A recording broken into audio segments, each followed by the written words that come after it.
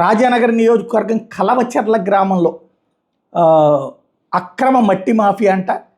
గ్రామస్తులతో కలిసి ఇప్పుడు తాజాగా వైఎస్ఆర్ కాంగ్రెస్ పార్టీ నాయకుల దగ్గరికి పోయారు గ్రామస్తులు. చివరికి పోలవరం కాలువగట్టు మీద 100కు పైగా లారీలని వైఎస్ఆర్ కాంగ్రెస్ పార్టీ కార్యకర్తలు నాయకులు కలిసి అడ్డుకున్నారు.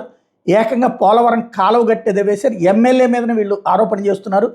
పట్టుకున్న లారీలని ఎక్స్కవేటర్లని సీజ్ చేశారు. రాజానగరం ఎంఆర్ఓ మైన్స్ ఏడి వీళ్ళు వెళ్ళి ధర్నా చేయడంతో ఇది ఒక సంచలనాత్మకమైనటువంటి అంశమైంది. పోలవరం దగ్గర తవ్వేసుకుంటున్నారు, తినేస్తున్నారు అని చెప్పినటువంటి నేపథ్యంలో లారీకి 3,000 చొప్పున అనుచరులను పెట్టి మరి డబ్బులు వసూలు చేస్తున్నారు ఎమ్మెల్యే బొత్తుల రామకృష్ణ అన్నటువంటి ఆరోపణ చేసుకొచ్చారు.